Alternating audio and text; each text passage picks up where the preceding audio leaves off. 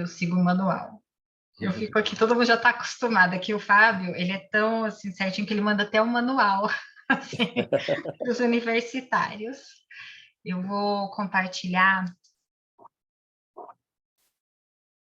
a tela.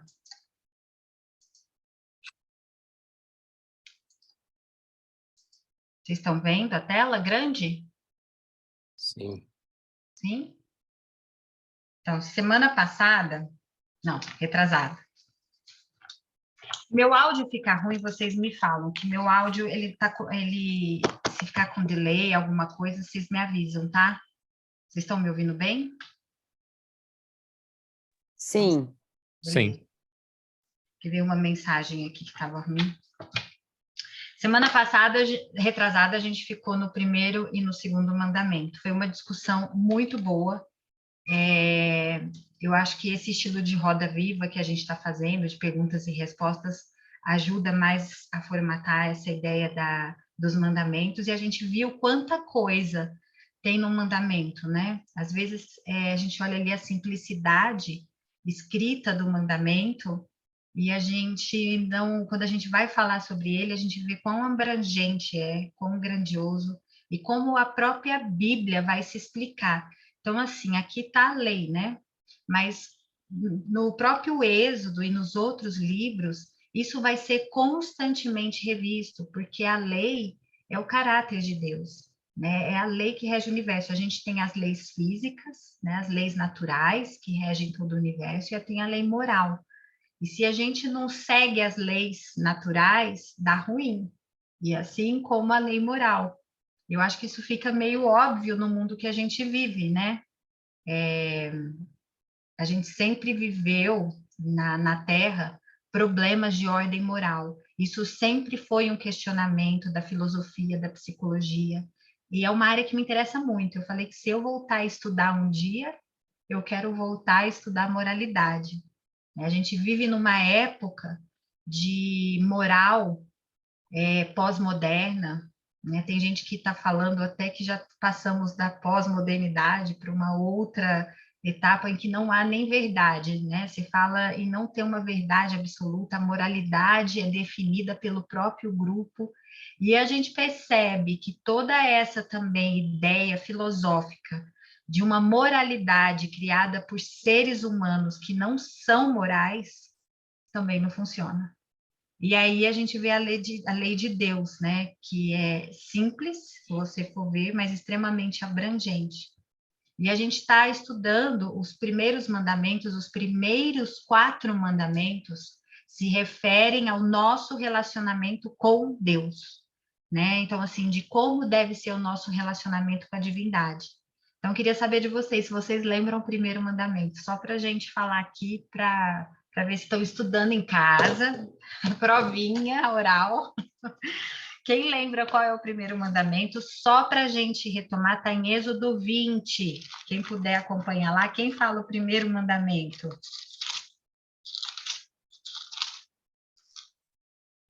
Alguém? É um Amar a mandamento de Deus, exclusividade. amar a Deus sobre todas essas coisas. Não terás? Não terá, sim, não terás outro Deus. Peraí. Ih, agora eu não sabia falar direito. Não terás outros deuses diante de mim. Sim.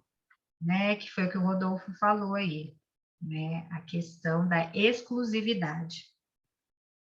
Depois, o segundo mandamento, quem lembra? Êxodo 20, capítulo 4. Começa com não. Não farás para ti imagem de escultura, nenhuma semelhança do que é em cima nos céus, nem embaixo na terra, nem nas águas debaixo da terra. Isso. Pode ler o 5 também, Fabíola? Não te encurvarás. Segue o texto, não? Pode ler o 5 e o 6. Pode ler o 20, o versículo 4, 5 e 6. Não te encurvarás a elas, nem as servirás, porque eu, o Senhor teu Deus, sou Deus zeloso, que visita a iniquidade dos pais nos filhos até a 3ª e 4ª geração daqueles que me odeiam. E faço misericórdia a milhares dos que me amam e aos que guardam os meus mandamentos.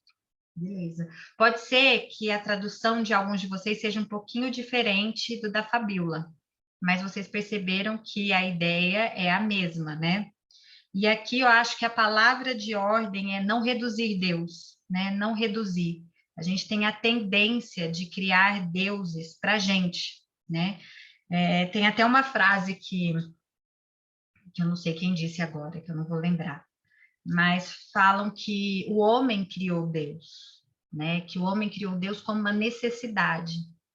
Tem uma frase bonitinha disso, eu não sei exatamente quem disse isso, mas remetendo àquela ideia de sendo Deus o ópio do povo, como se o homem criasse o seu Deus como uma necessidade. E realmente, muitas vezes, a gente tende a criar o nosso Deus, né? Deus minúsculo. E, aliás, muitas vezes não, a gente sempre faz isso. É uma tendência humana de reduzir Deus a Deus minúsculo, né? Quando a gente começa a fazer uma ideia, como se fosse quase uma escultura, né? Quando tem os deuses da Grécia, os deuses de Roma, a gente consegue palpar nisso, tocar nesses deuses feitos de barro, mas muitas vezes nós criamos ideias, nós criamos expectativas a respeito de um Deus e a gente se comporta com ele como se fosse aquilo. E Deus não se reduz à minha expectativa, ao que eu penso dele ou como eu interpreto ele. Ele é muito maior, ele é absoluto e eu sou infinita. Então, acho que aqui a ideia de não reduzir Deus. Até aí tudo bem? Alguém quer fazer um comentário? Perguntas? Tudo bem? Então vamos para o próximo mandamento. Acompanhem comigo Êxodo 20, versículo 7. Vamos lá? Não tomarás o nome do Senhor teu Deus em vão, porque o Senhor não terá por inocente o que tomar o seu nome em vão. Então, a gente parou aqui nessa discussão do tomar o nome de Deus em vão. Eu trouxe algumas reflexões para vocês. Eu não tenho muito PowerPoint, porque a gente vai fazer mais no formato Roda Viva mesmo. Então, eu trouxe algumas colocações para vocês. Se vocês quiserem, a gente vai andando a partir daí, tá? A gente pensa que não tomar o nome de Deus em vão é simplesmente falar, ai meu Deus do céu, meu Deus, por que que você fez isso? Vai muito mais além do que isso. Tudo que parece ser muito simplista no mandamento, a gente precisa dar uma olhada mais detalhada para saber exatamente o que está falando. Né? E a Bíblia vai trazer muitos outros comentários para a gente entender melhor o que significa esse nome. E aí eu trouxe umas perguntas para vocês refletirem. Não precisa me responder. Mas quanto vale seu nome? Eu ouço uma frase muito comum que fala assim, não quero ter meu nome, quando ele está inscrito no Serasa, as pessoas falam uma gíria, como que é? Meu nome sujo, né? Não quero ter meu nome sujo, não quero sujar meu nome. É como se fosse assim, não, eu já vi muita gente falar assim, olha, eu não tenho nada na vida, tenho pouca coisa, mas uma coisa que eu tenho orgulho é ter meu nome limpo, né? Assim, que não tem uma mancha ali.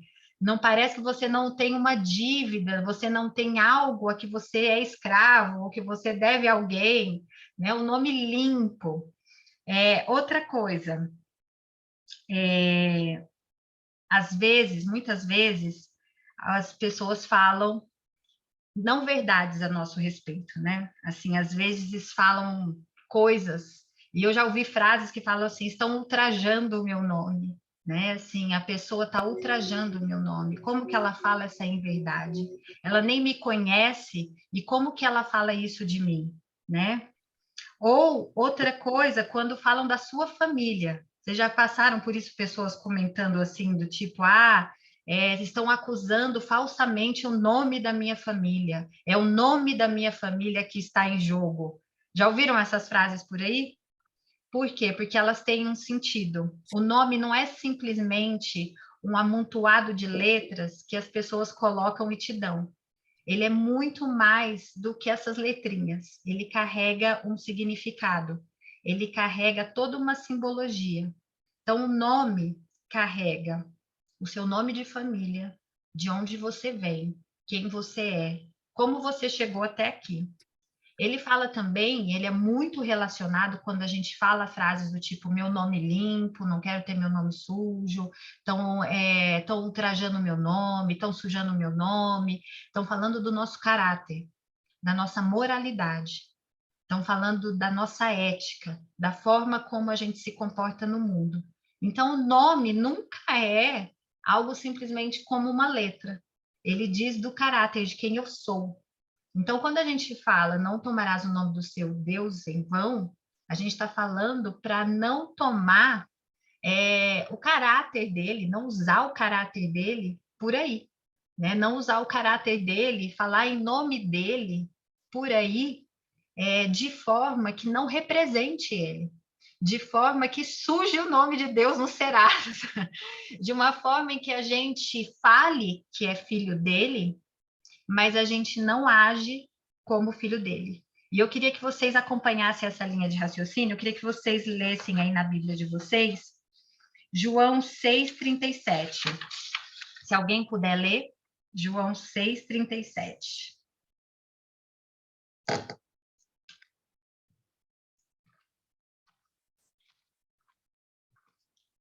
João está no Novo Testamento, vem Mateus, Marcos, Lucas e João. Então, é o quarto evangelho, João 6,37. Eu posso ler. Então, lê, por favor. Peraí, 6,37, né? Ok. Todo aquele que o Pai me dá, esse virá a mim. Tá certo? É esse mesmo? É isso mesmo.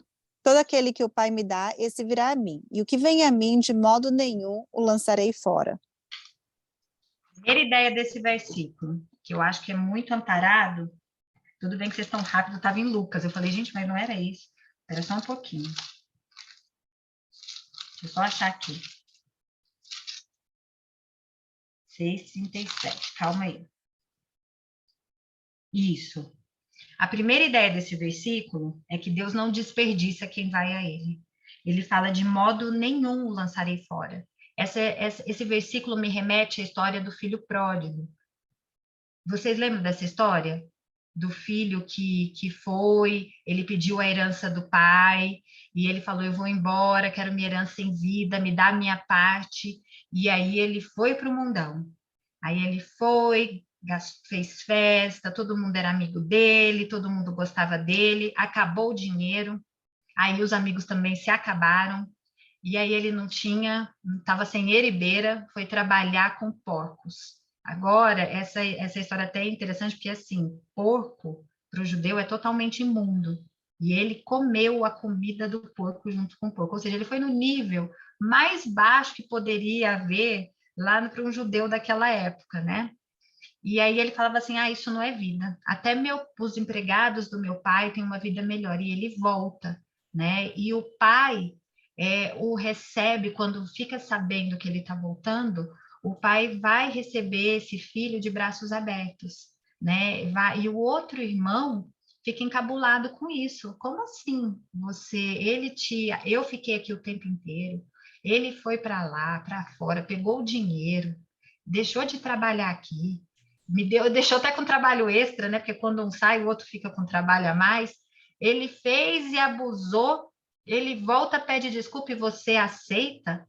E aí, essa é a grande sacada da história, né? Que para o pai ele falou assim, ele estava perdido, e ele agora foi resgatado. Então, esse é um motivo de maior alegria que a gente tem que ter aqui nessa casa. Então, assim, para Deus, ele não desperdiça ninguém. Ele não desperdiça ninguém. Tem um versinho que a gente vai ler agora, que vai falar como ele nos considera, né? Assim, ele... Oi, fala. Desculpa, só antes de você passar, posso fazer uma pergunta? Pode. Esse perdido, ele não foi um apóstolo? Não, essa é só uma parábola, é só uma história que Jesus usou para explicar um conceito. Então, o filho, né, que foi para lá e abandonou tudo, não existe, é fictício, a história toda é fictícia. Era isso? Você vê que loucura? Não, porque uma das novelas que eu estou assistindo sobre Jesus, essa é a história de um dos apóstolos. Olha como é ruim isso, né? Quando você não entende, você tá... Eles contam como se fosse a história de um dos apóstolos. Foi mais uma licença poética ali para tentar, enfim, para criar a história. Mas, na verdade, ela faz parte de um grupo de parábolas, né? Que tem a ovelha perdida, esse do filho, e também tem a história da dracma perdida. Se eu estiver falando besteira, você ajuda aí, Rodolfo. Mas é um conjunto de histórias de parábolas que Jesus vai falar para explicar como ele fica. Eu gosto muito da ovelha, né? Que tem 100 ovelhas. Uma se perdeu. Ele coloca as 99 dentro do aprisco, né? Do lugar seguro. E ele vai atrás dessa única perdida. Um pastor poderia pensar, é só uma, eu não vou colocar em risco as 99 que estão seguras ali para ir atrás dessa perdida. Ela que escolheu, ela que fugiu, deixa ela morrer. Não, o que o pastor faz é justamente colocar todas as outras 99 seguras e ir atrás. E nessa história é linda porque ele se machuca, ele vai atrás dos arbustos para encontrar a ovelhinha perdida, ele se machuca junto e ele resgata a ovelha. Então, assim, o sentido de Deus com a gente, né, nessas parábolas, é isso, de resgatar o perdido, que ele não lança fora. Ele deixa as 99, mas se tiver um perdido que esteja clamando por ele de coração aberto, ele vai resgatar. Entendeu?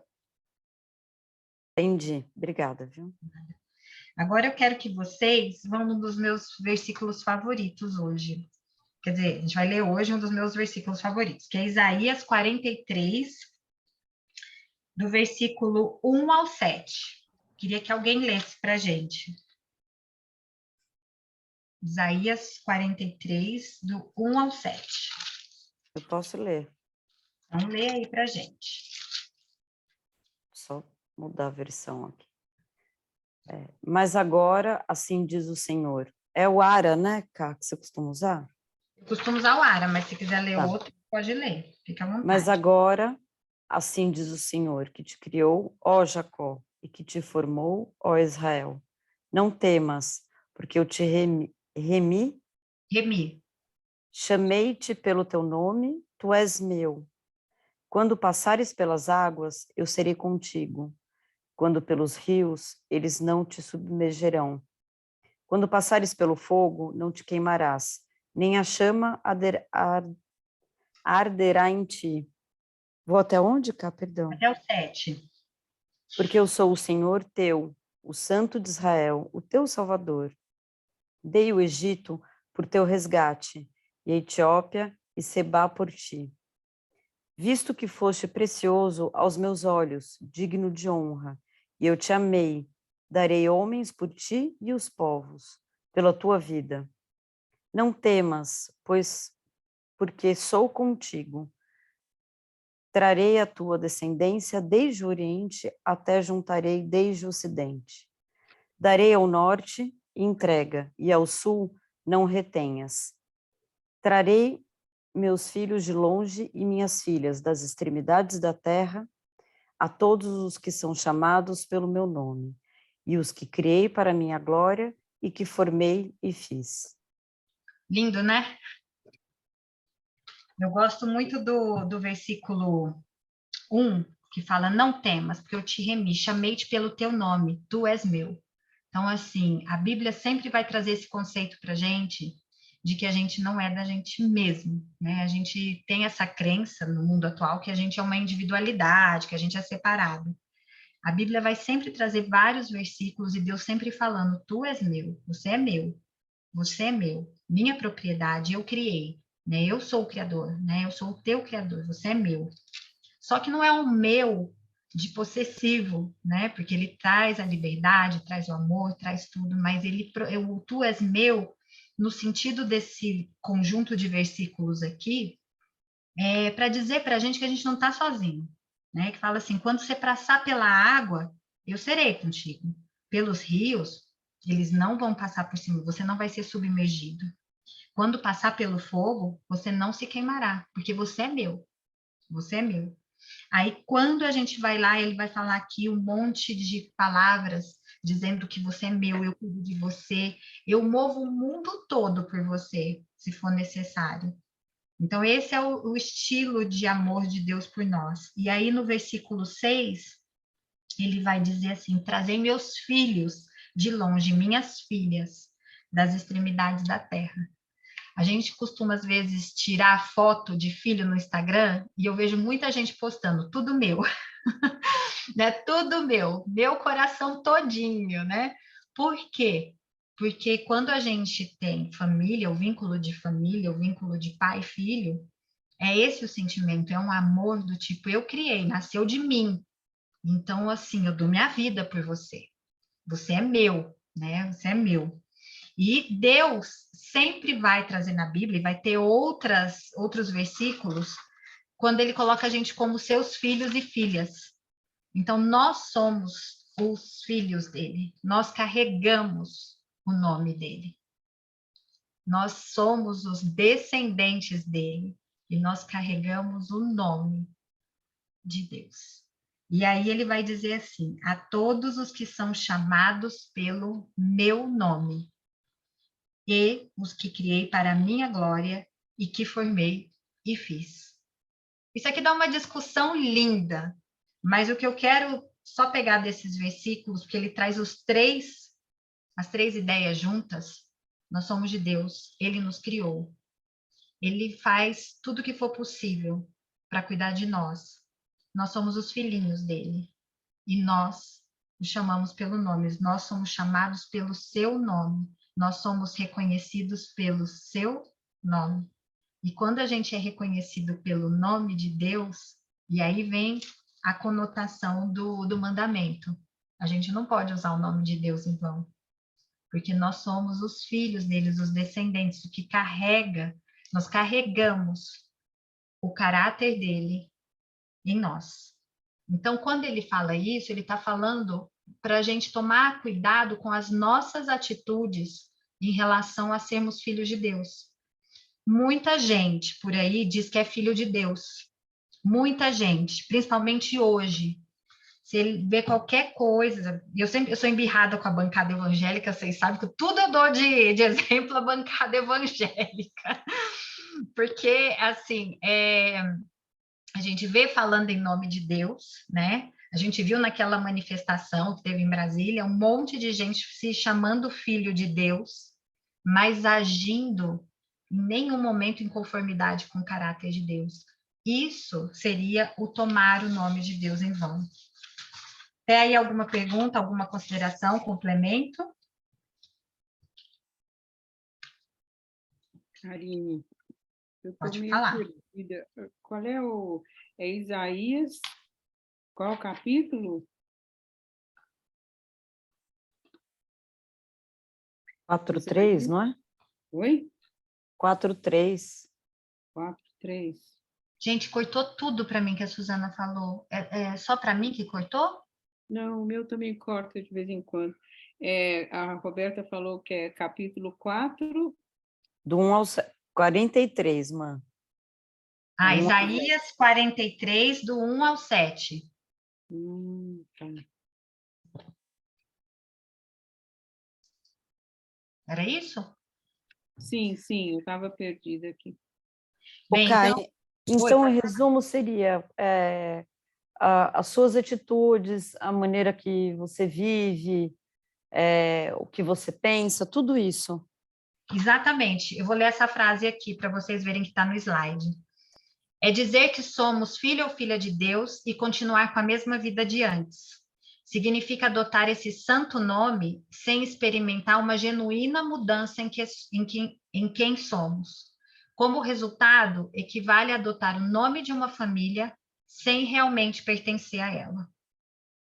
Então, assim, quando a gente diz que é filho de Deus, né, que carrega o nome dele, tanto é que tem um versículo que eu gosto muito, que ele fala que o povo, que se meu povo se orar, se humilhar, que se meu povo, que se chama pelo meu nome, se humilhar e orar, alguém ajuda aí, gente. Eu os ouvirei, né? Que fala justamente a questão de que se meu povo, que se chama pelo meu nome. Isso na Bíblia é muito recorrente, né? De quando a gente fala que pertence a Deus, mas a gente não muda nosso estilo de vida, né? Então, assim, na verdade, a gente é só de palavra. Isso é tomar em vão. Dizer que você acredita em Deus, dizer que você coloca Ele como o rei da sua vida, que Ele é o que dirige os seus passos, mas você, de fato, não exprime o caráter dele, né? Não exprime o caráter dele, você não mostra o caráter dele nas suas ações. E hoje, parece bobo, mas hoje tem muitas pessoas que falam que são filhos de Deus, mas que não agem como filhos de Deus, né? Como disse aqui a palavra, é como se você adotasse o nome de uma família, mas você realmente não pertence a ela. Então você, na verdade, suja o nome. Você suja o nome dizendo que você é de Deus, mas em vão você se comporta totalmente diferente daquilo que você diz que é.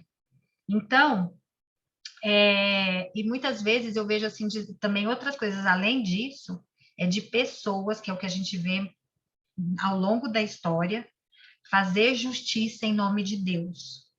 É como se Deus quisesse exterminar os hereges, como se Deus quisesse exterminar não sei quem. A gente vê isso recorrente na história. É quando a gente toma o nome de Deus, a gente começa a achar que Deus pensa de uma forma, e a gente começa, na verdade, a ter uma conduta totalmente diferente do que Deus faria, mas usando o nome dele, né? Então, quando a gente vê lá as guerras que tiveram desde a Idade Média, sempre teve, né? Estou só falando aqui as que talvez estejam na minha cabeça nessa hora, né? As perseguições que tiveram. Hoje, esse discurso que nós temos no Brasil da época da eleição, que a gente ouve falando que o Bolsonaro falou: eu sou a verdade, conhecereis a verdade vos libertará. Então, a gente vê uma pessoa com um discurso muito relacionado a Deus, mas com uma conduta que não bate com o caráter de Deus. E isso é tão sério que eu já falei até para as meninas do grupo de oração, que eu acho que um texto importantíssimo para estudar isso é Gálatas 5, tá? Eu vou anotar aqui no chat. Gálatas 5 mostra quais são os frutos do Espírito Santo e quais não são. É como se fosse um termômetro para a gente começar a discernir melhor todas essas pessoas que falam em nome de Deus, mas às vezes estão falando em vão.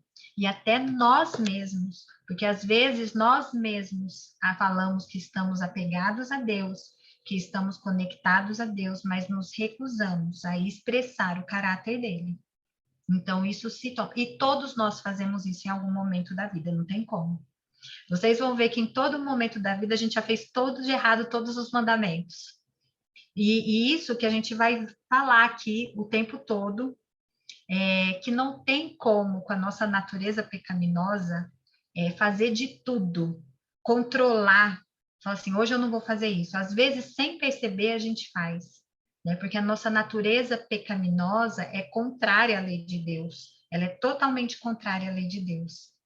Mas, só colocando aqui o link até para o Rodolfo continuar, mas quando a gente decide se submeter à vontade de Deus e colocar a nossa vida na mão dele, ele vai começar uma operação de santificação na gente.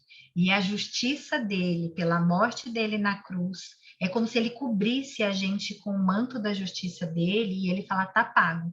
Você, por você mesmo, não consegue cumprir essa lei. Mas eu já morri por você e é como se eu fosse o seu fiador. Eu sou o seu fiador nessa dívida. Eu sei que eu falei um conceito muito complexo aqui, mas a gente vai digerindo isso. Mas o mais importante vocês entenderem é não ficarem assustados, porque quando a gente começa a estudar os 10 mandamentos, a gente começa a ver e fala assim, nossa, eu fiz isso. Nossa, mas eu faço isso sempre. Nossa, mas eu já fiz. E a gente começa a ficar se sentindo fracassado e às vezes até muito distante de Deus, ou tendo a sensação de que a gente está desagradando muito a Deus. E não é esse o sentido da lei, né? O sentido da lei é para que a gente tenha um espelho, saber exatamente a ser, que é um limite que a gente tem ali, mas saber que a gente não é refém da lei. Quando a gente tem Jesus, quando a gente aceita Jesus, a gente deixa de ser refém da lei.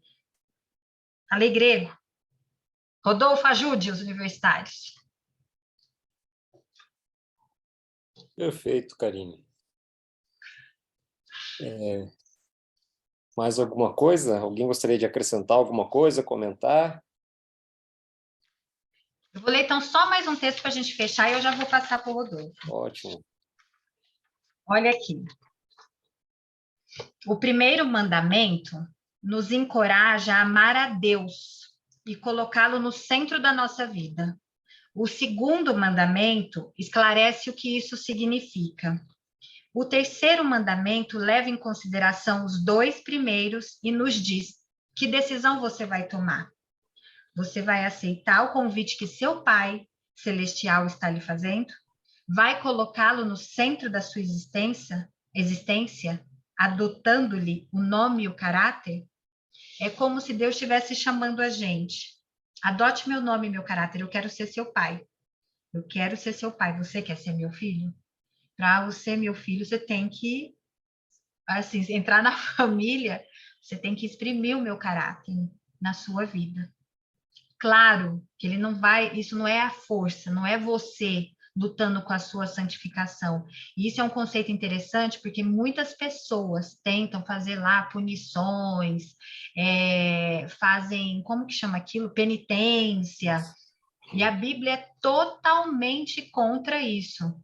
Tipo, vou parar de fazer tal coisa para chegar mais perto de Deus, vou fazer tal coisa para ficar mais próximo dele. Ele só quer que você aceite ser filho dele. Ele é totalmente contra a penitência. Isso não faz você obter favor de Deus, porque o favor de Deus para você já é garantido que ele te ama desde que ele te criou. Nada vai fazer aumentar o amor dele para você ou diminuir. Né? Então, essa penitência é um conceito quase que dos deuses pagãos lá, antigos, em que você tenta fazer algo para criar o favor daquele Deus. Né? Quando você tenta agradar aquele Deus para conseguir que ele faça aquilo que você quer. Então, esse conceito, como a gente já viu nos primeiro, no segundo e no terceiro mandamento, já mostram para a gente como deve ser o nosso relacionamento com Deus. Certo? Karine, Olha isso. é simples, mas é muito profundo. Estamos na luta, Suzana. Estamos na luta diariamente. Cá, Vale. não sei se vocês estão conseguindo me ver, eu estou um pouco sem luz aqui. A última frase que você falou foi sobre Deus chegar e falar: me coloca, você quer ser meu filho? Me coloca no centro, né? Uhum. É isso? Isso. Basta querer? Mais que querer, entregar. Deixa eu tentar explicar. Deixa eu ver se eu... O querer é a primeira aproximação que você vai ter com Deus. Né? Você quer e você sente esse desejo. E aí você se aproxima dele. Deus é misericordioso, ele não perde nenhuma oportunidade. Se você dá uma brechinha assim, ele vai entrar. E aí, de pouco a pouco, ele vai mostrando para você que não no relacionamento com ele. E como que é o relacionamento com ele, gente? É orando e lendo a palavra. Então, assim, o que eu sugiro fortemente que vocês façam acordou de manhã. A primeira coisa que vocês podem fazer é orar. eu gosto de orar de joelhos e de olhos fechados na minha cama, né? Assim, ao lado da minha cama. É o jeito que eu me conecto mais a ele. Às vezes eu falo em voz alta, porque eu, às vezes, tenho a tendência de começar a pensar uma coisa e eu vou pulando de pato para ganso. Então, quando eu falo em voz alta, eu consigo fazer realmente uma conversa com ele.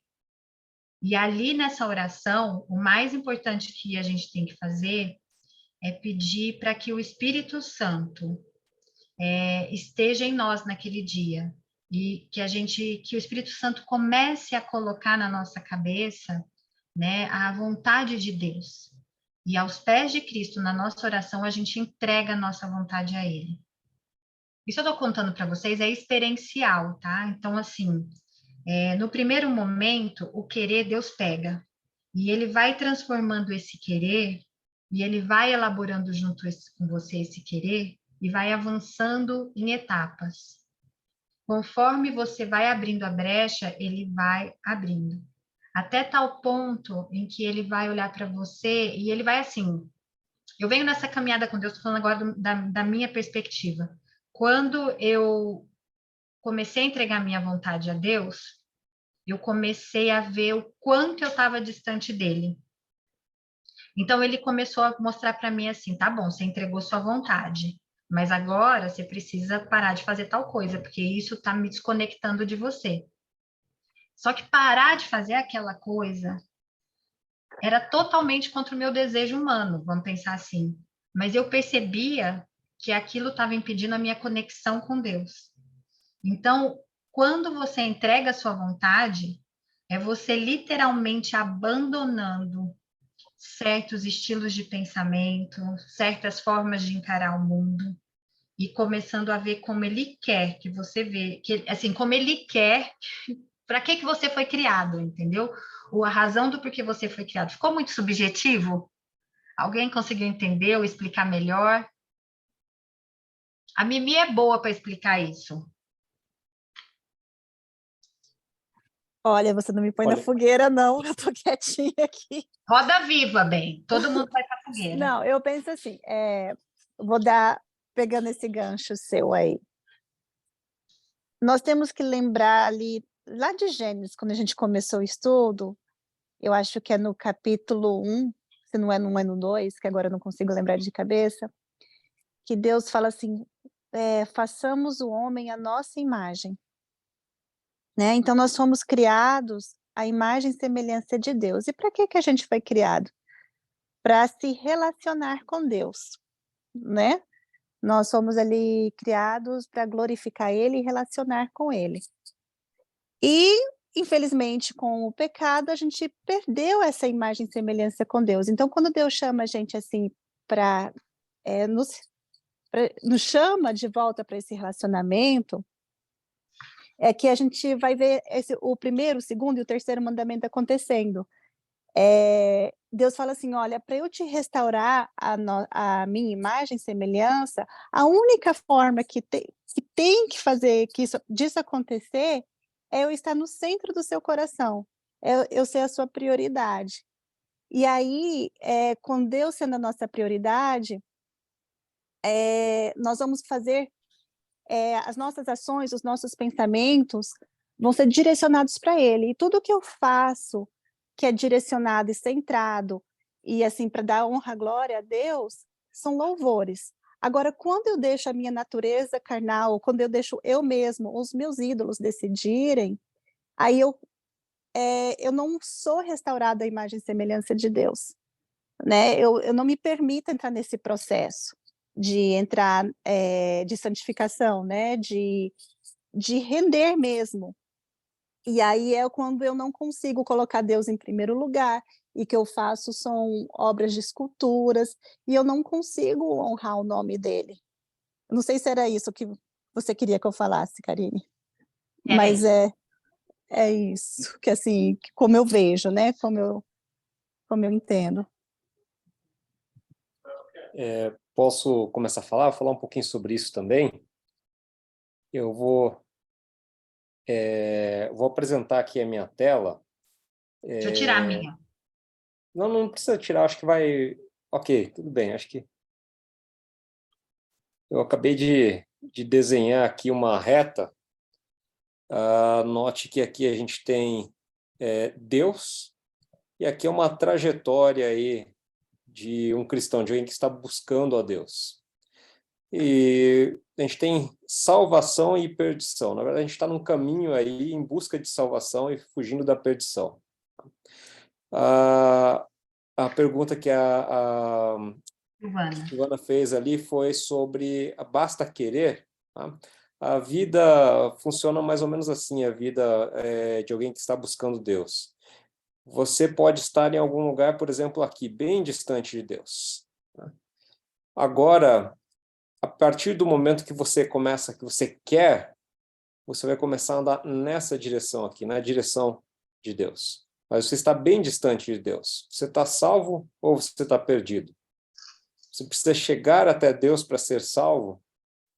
Bom, vai chegar algum momento que você pode colocar a sua vontade no lugar da vontade de Deus. E nesse momento, ao invés de estar andando naquela direção, você vai estar andando nessa direção contrária. Você está salvo ou você está perdido?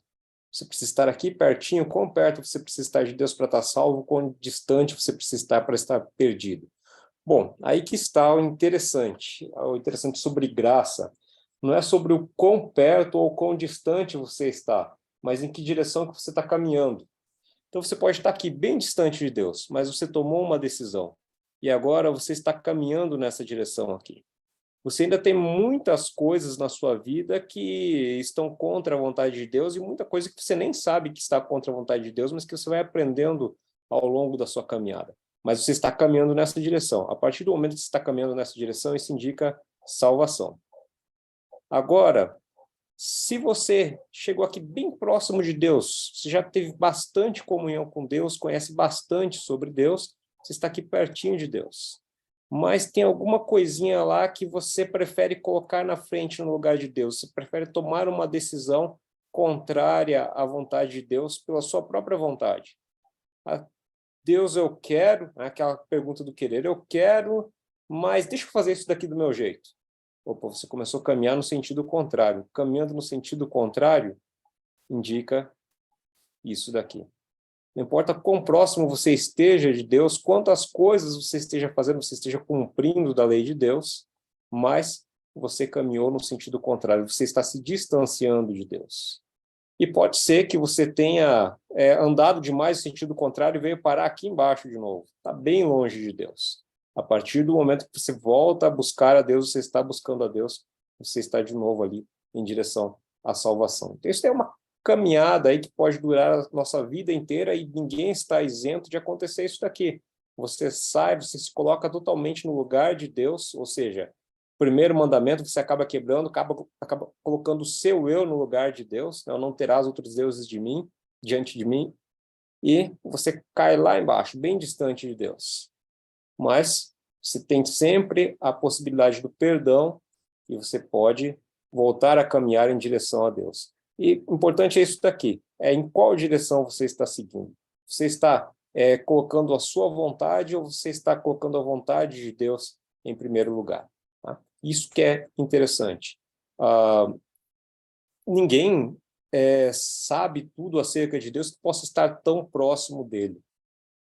Deus senão a definição de Deus não seria válida. Né? Deus é uma coisa que a gente não consegue compreender totalmente.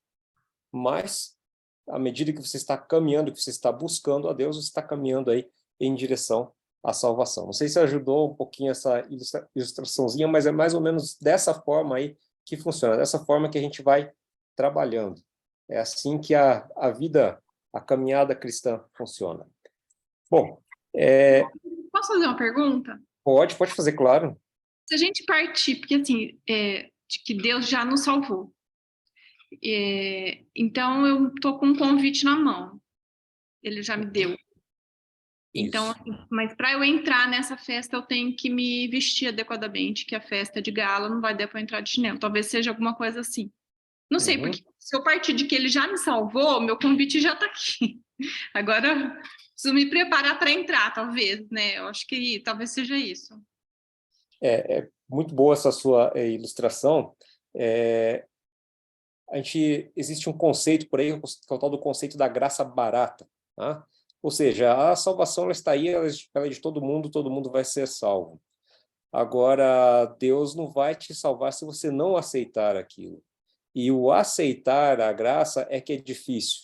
E por que é tão difícil para a gente aceitar aquilo que é de graça? Tá? Porque nós temos algo dentro de nós mesmo que é muito egoísta. A nossa vontade, nós queremos sempre colocar a nossa vontade na frente da vontade de Deus. Eu quero ser salvo. Eu sei que ser salvo é bom. Tá?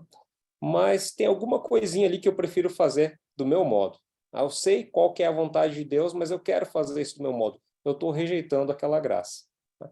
Então, aceitar a graça não é tão simples assim quanto parece. Por que não é tão simples? Porque existe o eu, tá? O ser humano, ele torna essa coisa complicada. É de graça, mas se eu não quiser, fica complicado. Alguém está com a mão levantada? Gerival, pode falar. Rodolfo, você fez uma ilustração aí que me pareceu bastante interessante e me trouxe à memória aquela situação em que Jesus foi crucificado, sendo ladeado por 2 malfeitores, né? E aqui vou ler o texto de Lucas 23, 39, eu vou ser rápido aqui. Um dos malfeitores crucificados blasfemava contra ele, dizendo: não és tu o Cristo? Salva-te a ti mesmo e a nós também. Respondendo-lhe, porém, o outro repreendeu-o, dizendo: nem ao menos temes a Deus, estando sob igual sentença? E lá no versículo 42 diz: e acrescentou Jesus: lembra-te de mim quando vieres no teu reino. E acrescentou: Jesus, lembra-te de mim quando vieres no teu reino. Jesus lhe respondeu: em verdade te digo hoje que estarás comigo no paraíso. Essa passagem mostra a experiência de um homem que, se for contar o tempo de experiência dele no processo de santificação, foi mínimo, né? Foi quase nada. E ali não tinha mais tempo pela frente também, porque ele morreu em seguida. E a promessa de Jesus é que estaria com ele no paraíso. Então, é bem interessante quando você coloca aquela ilustração, que o que importa é a direção, é o sentido, né? E essa pessoa colocou na última hora da vida no sentido correto. Eu lembrei exatamente da mesma história. Eu até ia falar assim, não vou falar porque senão vai atrapalhar. Aí você falou, eu falei, nossa, que bênção, olha como o Espírito Santo age, né? Eu lembrei exatamente da mesma história. Muito bem, perfeito. E aquela questão de ter a nossa parte, que é aceitar, por isso que aquela pessoa pode estar lá muito próximo de Deus, mas ainda assim caminhando na direção contrária. Rodolfo, mas então... Perdão. Então, é muito sutil isso que você falou, a vontade de Deus. Como é que a gente pode ter essa percepção que é tão sutil, a vontade de Deus, e de repente eu faço a minha vontade? Então, Suzana, aí vai a questão de quanto você conhece a Deus, quão próximo você está de Deus. A vontade de Deus a gente está buscando conhecer, mas a gente ainda não conhece toda a vontade de Deus. Mas alguma coisa você já conhece, você já sabe que é a vontade de Deus e você já sabe que não é. E aí é que está o problema. Não é quanto à parte da vontade de Deus que você ainda não conhece, mas quanto à parte da vontade de Deus que você já conhece, que você já aceitou. Aí está o problema. Enquanto você está buscando conhecer a Deus, você vai conhecendo mais acerca da vontade de Deus. Tem pessoas que eu acho incrível, que elas conseguem perceber muito fácil a vontade de Deus em qualquer situação. Eu já tenho uma grande dificuldade quanto a isso. Eu sou daquela pessoa assim que, meu Deus, me mande um sinal, mas um sinal que eu consiga perceber. Um sinal que faça barulho, que pisque, que... desse jeito.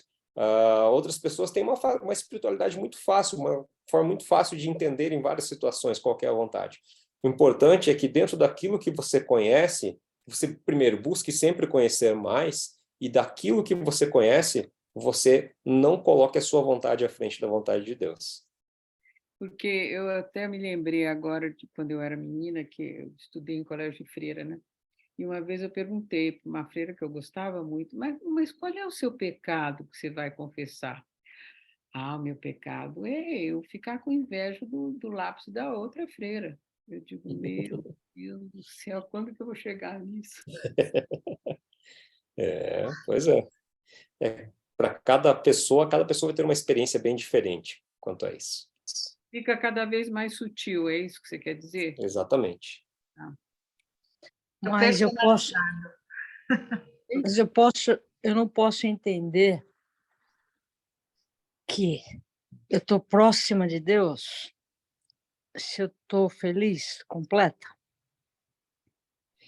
Pode, agora, aí o cuidado é só lá no primeiro mandamento ali, né?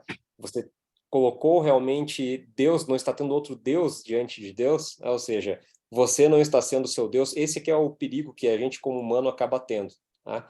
De, às vezes, nos colocarmos ali no lugar de Deus e está agradando um falso Deus. Tá? E aí acaba sendo uma felicidade que não é real, uma felicidade que acaba sendo vazia, na verdade é uma excitação e não uma felicidade de verdade.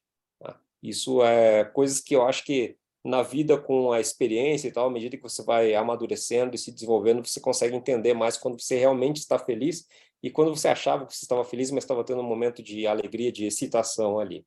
Tá? Então, é apenas uma emoção que você está sentindo, não necessariamente é um indicativo, né? As nossas emoções, elas enganam aí bastante a gente. Eu não vou falar muito sobre isso, porque tem a Karine aí que pode comentar bastante sobre esse tipo de coisa.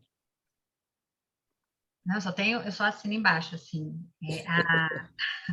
a emoção, o sentir completo, na verdade, biblicamente, isso tendo, assim, me remeteu a alguns textos, né? Assim, a sensação de felicidade, ela não é um bom indicativo de que está tudo bem na sua relação com Deus, né? É assim, ela pode enganar, né? A Bíblia vai dizer que enganoso é o coração. Então, só o sentimento não é um bom indicador.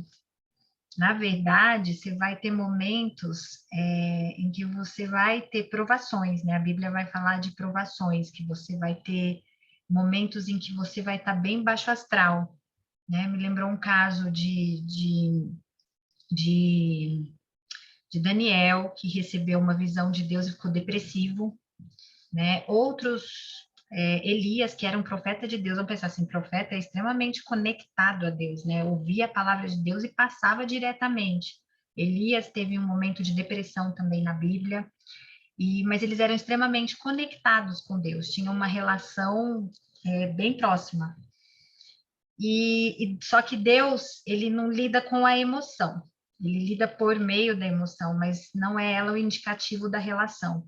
E nessa depressão que eles estavam, né, que eu lembro o caso de Elias, que ele pediu para Deus matar ele, matar não sei o quê, já estava totalmente desiludido, Deus botou ele para cima e falou assim, não, você está indo com a percepção, na verdade Deus corrigiu aquele momento a percepção de Elias a respeito de uma realidade, ele deu o corretivo, assim, no sentido de endireitou a visão de Elias, e ao mesmo tempo esteve com ele todo momento. Então, assim, não só a emoção positiva ou negativa é um significado da relação, mas a Bíblia vai dizer que apesar das suas emoções, Deus sempre vai estar ali, tanto na emoção positiva ou na negativa. Não sei se ficou claro.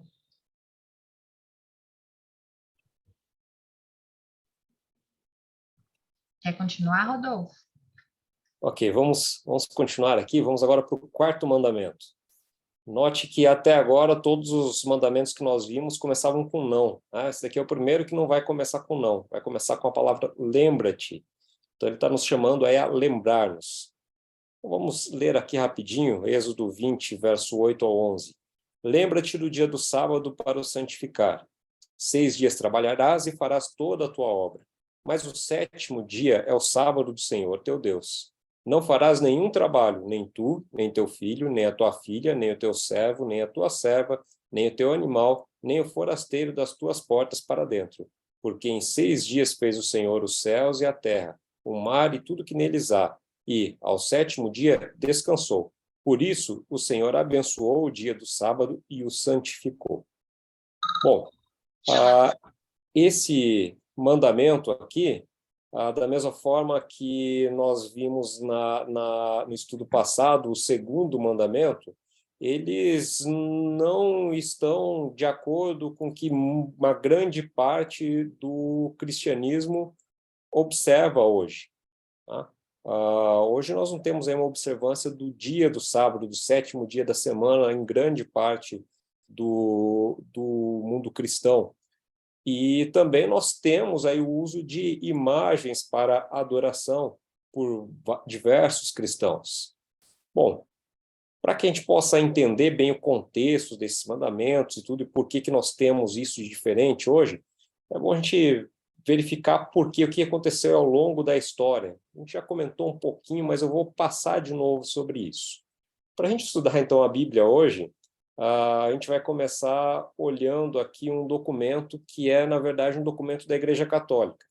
A Igreja Católica começou a ser organizada lá nos anos 380 depois de Cristo, quando Constantino se converteu, e aí ela instituiu algumas doutrinas, e é interessante que essas doutrinas, primeiro de tudo, elas foram formadas ali de forma que facilitasse a propagação do cristianismo oficial romano. E, a partir daquele momento, o cristianismo começou a ser levado através do exército romano. Então, os povos conquistados, a eles eram impostas a religião também. E várias adaptações acabaram sendo feitas ali. Por exemplo, algum povo adorava determinados deuses lá, por exemplo, adorava Júpiter, e então os romanos chegaram lá e agora precisa ser cristão. Então, aquela estátua que antes se chamava Júpiter ali passa a ser São Paulo, São Pedro. E nós temos isso até na colonização das Américas e quando os escravos vieram para cá, quando foram batizadas imagens que eram utilizadas nas religiões africanas com nomes católicos. Por exemplo, Santa Bárbara, que no candomblé, agora eu não lembro qual que é o nome dela. Bom, quem tiver conhecimento maior disso aí vai lembrar, mas existe aí uma relação entre esses nomes, né? Foram mudados os nomes aí para que você pudesse se apropriar de uma cultura diferente, sem necessariamente destruir tudo que você já tinha. Bom, mas o que esses casos aí dessas mudanças tal, são casos mais localizados e mais extremos. Mas o que é importante? Eu vou mostrar para vocês aqui, uma página lá do Vaticano, nós temos lá online uma versão lá em português do catecismo. Então, aqui é o catecismo, eu estou no artigo 85, quando começa a falar aqui sobre o magistério da igreja. Em todo o catecismo fala várias vezes sobre o magistério, né? O que é o magistério da igreja? É o ensinamento da Igreja Católica, onde ela coloca suas tradições e a interpretação da palavra de Deus. Então, nós temos aqui o artigo 35, o encargo de interpretar autenticamente a palavra de Deus, escrita ou contida na tradição, foi confiado só ao magistério vivo da Igreja, cuja autoridade é exercida em nome de Jesus Cristo, isto é, aos bispos em comunhão com o sucessor de Pedro, o bispo de Roma. Então, aqui a gente tem ali dentro da Igreja Católica, que era a grande denominação cristã, a autoridade ali, a exclusividade sobre a interpretação da palavra de Deus.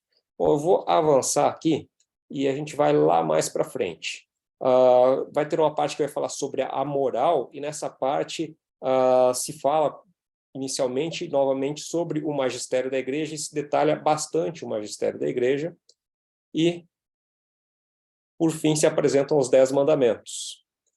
É interessante que a Igreja Católica teve um papel muito importante, foi usada aí por Deus para manter a palavra de Deus ao longo dos tempos. Por cerca de 2000 anos, aí, a Igreja Católica manteve a Bíblia, copiou a Bíblia, transcreveu a Bíblia foi transcrita exclusivamente por monges católicos em uma época em que a escrita era difícil você produzir livros, e nada foi mudado no texto. Então, a Bíblia Católica tem o seu cânon ali baseado na Septuaginta, então a gente tem ali outros livros a mais que estão ali incluídos, mas nada foi mudado que mudasse sentidos dos textos originais. E aqui como são ensinados os 10 mandamentos na Igreja Católica? Bom, está bem descrito aqui no Catecismo. Nós temos esse texto que a gente está estudando lá em Êxodo 20, já o Catecismo da Igreja Católica está adiantando para vocês aqui, ele vai aparecer de novo em Deuteronômio. Então, lá no livro de Deuteronômio, capítulo 5 até o capítulo 6, a gente vai ter uma repetição dos 10 mandamentos. Okay? E não existe nenhum conflito entre esses 10 mandamentos, entre essas 2 vezes em que os 10 mandamentos aparecem ali na Bíblia. O que é interessante? Eu tenho aqui a forma como está em Êxodo 20, a forma como está em Deuteronômio 6 a 21, inclusive aqui com 3 pontinhos, ou seja, o resto continua igualzinho que estava aqui. Então, nós temos aqui o primeiro mandamento, tá? Não terás outros deuses diante de mim. Começa com que Deus começa dizendo no início de Êxodo e vai lá para o primeiro mandamento. Não terás outros deuses diante de mim, não farás para ti nenhuma imagem esculpida, nem figura e tal. Tá tudo aqui que está lá no início. Como que ficou na fórmula catequética, que é a forma ensinada? Adorar a Deus e amá-lo sobre todas as coisas. Então, o primeiro mandamento, não terás outros deuses diante de mim, ficou adorar a Deus e amá-lo sobre todas as coisas. Ok, o sentido está, de certa forma, ali. Está menos completo que o texto, mas está ali. E aqui nós temos já colocado aqui do lado esquerdo, né? Aqui no lado esquerdo nós temos o primeiro, não terás outros deuses diante de mim, e foi colocado aqui também o segundo mandamento, tá? Não farás para ti nenhuma imagem de escultura. Bom, agora qual que é o próximo mandamento que aparece aqui? Agora, o segundo mandamento. Então, o segundo que está na Bíblia já estava aqui, tá? Mas eles repetem aqui para colocar lado a lado com o segundo mandamento, segundo o catecismo. Segundo o catecismo, não invocar o santo nome de Deus em vão. Então, a parte de não farás para ti imagem de escultura, não veio aqui para o lado direito, que é o que é passado pelo catecismo.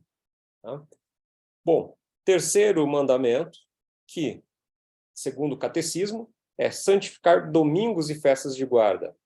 O que está escrito lá na Bíblia já seria o quarto mandamento, porque existe o não farás para ti imagens de escultura. Tá? E lá está, lembra-te do dia do sábado para santificar. Durante 6 dias trabalharás e farás todos os seus trabalhos, mas o 7º é o dia do Senhor teu Deus. Ou seja, na Bíblia, a Igreja Católica manteve o texto original, não mudou nenhum mandamento. Porém, a forma ensinada, segundo o magistério da Igreja, ou seja, no catecismo, a fórmula catequética, virou santificar os domingos e festas de guarda. E os demais seguem todos semelhantes, exatamente a mesma coisa, tá? Mas como que tornam-se 10 mandamentos, então? Já que eles sumiram com aquele primeiro ali, e o sábado, que virou santificar domingos e festas, virou o terceiro mandamento. Bom, nós temos o quarto aqui como sendo honrar pai e mãe, o quinto como não matarás, o sexto como não cometerás adultério, o 7º como não roubarás, o 8º não dirás falso testemunho, e o 9º não cobiçarás a casa do seu próximo. E agora aqui eles partem o mandamento da cobiça em 2 partes. Então, a primeira parte, que é não cobiçarás a casa do seu próximo, e a que foi mudada por guardar a castidade nos pensamentos e nos desejos. Então, segundo o catecismo, o ensino catequético, o 9º mandamento passa a ser guardar a castidade nos pensamentos e desejos, e aí o 10º é não cobiçar as coisas alheias. Tá? Então, o que aconteceu aqui? É só uma interpretação da Igreja que mudou tudo isso. Bom, quando iniciou-se a Reforma Protestante, a ideia da Reforma Protestante é que as tradições, os ensinamentos decorrentes da tradição não são cabíveis, e o lema da Reforma Protestante era sola Scriptura, um latim aí para somente Escritura, só o que estava na Escritura é que serve. E a partir de então as coisas começam a voltar. Só que tudo aquilo que estava de tradição já estava incluído aí no meio de todos os cristãos. E aí a reforma, aí a interpretação de Lutero e dos luteranos ainda não resgatou tudo, mas aos poucos foi se resgatando. O problema é que esse resgate também acabou se perdendo em diversos caminhos, e começou a haver aí brigas teológicas e discutir de filosofia que deve contribuir na interpretação da Bíblia, e assim por diante. A gente tem diversas denominações hoje. Tá? Agora, a observação do sábado, são pequenos os grupos que observam, são poucos os grupos que observam o sábado, conforme disse ali que deve ser observado, e existem 2 questões hoje em dia aí entre os teólogos de diversas denominações, que são Uma, o mandamento do sábado, ele se aplica aos dias de hoje ou não se aplica? Duas, a segunda dúvida é, qual é o dia que deve ser observado? São essas as duas perguntas que nós temos. E vamos, então, agora voltar lá ao texto, e agora, entendendo tudo isso que aconteceu, vamos tentar entender o que é isso, o que é o sábado, e o que deve ser observado, como deve ser observado o sábado. Bom, vou voltar aqui para a apresentação, então, que a gente tinha. Aqui. Bom, vamos ler aqui novamente.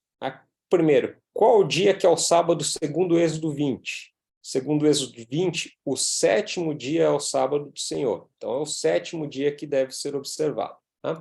Bom, em português é muito interessante, que embora seja uma língua latina, tá? Nós tivemos aí todos os dias da semana cristianizados, porque a semana ela vem aí da observação natural, o ciclo semanal está presente em praticamente todas as culturas. Agora, na maioria das culturas, a gente tem aí segunda-feira como sendo referente ao dia da lua, tá? E assim por diante. Sábado, a gente pode ver do inglês, né? Saturday, é referente ao dia de Saturno. Então, os povos pagãos, que seriam paganismo, né? Os pagãos são literalmente aqueles que adoram a natureza, ou seja, buscam deuses na natureza para adorar. Eles colocaram os nomes dos seus deuses. E, pelos pagãos, o inglês é considerado a língua totalmente pagã, não contaminada pelo cristianismo, pelos pagãos de hoje em dia. E nós temos novamente movimentos aí de jovens que buscam resgatar o que era o paganismo e acham bonito isso, né? No inglês, eu tenho todos os dias da semana ainda com os nomes predominantes no paganismo, que eram referentes aí aos astros que eram adorados naqueles dias. E nós tínhamos o Saturday como sendo o dia de Saturno. E o domingo. O domingo era dedicado a qual deus? Bom, a gente pode resgatar aí do inglês novamente, já que é a língua que não foi contaminada. Sunday era o dia do sol. Tá? Uma divindade que era mais especificamente o deus de quem Constantino, que era o imperador romano que se converteu ao cristianismo, era devoto. Então, ele era devoto ao deus do sol, o símbolo do seu exército era o deus do sol, né? E ele adorava o sol. E quando no português a gente tem aí segunda, terça, quarta, quinta, sexta-feira, nós temos o primeiro dia da semana, domingo, que seria o dia do Senhor, e nós temos o último dia da semana, o sábado, que é o dia do descanso. O sábado, Shabat, em hebraico, ele significa exatamente descanso. Tá? E o domingo veio aí dia do Senhor aí em latim, do latim. Se nós formos por espanhol, a gente tem o domingo também e tem o sábado também, mas no meio ali a gente tem lunes, martes, miércoles, ou seja, permanece ali os dias dos astros, né? Lua, Marte, Mercúrio e assim por diante. Bom, a gente não precisa saber do nome dado no nosso calendário para o dia da semana, mas aqui diz que é o 7º dia. O 7º dia é o sábado. Então, no original, a gente vai ter que o 7º dia é o Shabat, é o dia do descanso. Tá? Agora, importante é o que vem aqui para frente. Depois a gente volta no como observar. Mas aqui diz o porquê observar esse dia. Porque em 6 dias fez o Senhor os céus, a terra, o mar e tudo que neles há. E ao 7º dia descansou. Então, aqui ele remete à criação. Por isso, o Senhor abençoou o dia de sábado e o santificou. E aí eu convido vocês para voltar lá no início do nosso estudo, em Gênesis capítulo 1, verso 31, até o capítulo 2, o verso 3. Eu vou abrir aqui a Bíblia online, para vocês já visualizarem também. Vamos abrir aí o livro de Gênesis, capítulo 1. E aí é o 31. Opa. Capítulo 1, 31. Bom, o que a gente tem aqui? Terminando a criação. Viu Deus tudo quanto fizera, e eis que era muito bom. Houve tarde e manhã o sexto dia. Então, terminou a criação, acabou de terminar a criação. E ali, no mandamento, a gente tem, em 6 dias fiz os céus e a terra e tudo que neles há. Né? Em 6 dias criou Deus os céus e a terra. Ali. Porque em 6 dias fez o Senhor os céus, a terra, o mar e tudo que neles há, e ao 7º descansou. Bom, vamos para o próximo capítulo. Opa, apertei na setinha errada, 2 setas parecidas aqui. Nós temos aqui agora no Gênesis 2, no verso 3, aliás, no verso 2 aqui ainda. E havendo Deus terminado no dia 7º a sua obra que fizera, descansou nesse dia de toda a sua obra que tinha feito. Interessante aqui, né? A gente tem aqui, havendo o Senhor Deus terminado no dia 7º a sua obra que fizera, descansou nesse dia de toda a sua obra que tinha feito. E abençoou o Senhor o dia 7º e o santificou, porque nele descansou de toda a sua obra que como Criador fizera. Se você contar, ele se remete 7 vezes à sua obra. Isso é uma forma bastante usada no hebraico para se dar sentido às coisas, uma forma meio poética de se escrever na língua hebraica. Tá? Então, ele se refere 7 vezes porque está falando sobre o dia 7º ali. E no dia 7º, ele descansou. E nós vimos que aqui Deus instituiu ali o descanso. Tá? Ele não precisava de descanso, ele é Deus. Para que descansar? Ele nem pertence a esse universo aqui como nós, mas ele instituiu ali o descanso. E agora aqui em Êxodo, a gente tem lembra-te, e a gente lembra por quê? Porque Deus criou os céus e a terra. Então é um dia para nós nos lembrarmos da criação, nos lembrarmos de tudo o que foi criado. E ali no dia da criação, no final, no último dia, após os 6 dias da criação, Deus descansou dando o exemplo do que nós devemos fazer. Então nós devemos aí interromper e descansar. Nós temos esse textinho aqui embaixo. A observância do sábado é a celebração da obra de Deus e não da nossa obra. Então está chamando ali para que nós nos lembremos da obra que ele fez. E não é simplesmente para descansar, para parar ali, porque eu fiz obra suficiente, eu trabalhei o suficiente durante a semana, eu consegui cumprir tudo o que eu tinha para cumprir. Mas devido é o dia que a gente para se lembrar do que Deus fez. Nós paramos, nós descansamos do que nós estávamos fazendo e nos lembramos do que Deus fez uma vez. É dia durante o qual o Criador nos convida a participar com Ele do seu descanso. Essa relação de fé e confiança em Deus simbolizada e aprofundada quando descansamos, é simbolizada e aprofundada quando descansamos no 7º dia. É a paz que excede todo o entendimento. É o descanso desfrutado por todos os que estão em Cristo Jesus. Não mais necessitam ser jogados daqui para lá, num mar de problemas e ansiedades. Podem entrar num porto e encontrar paz e descanso.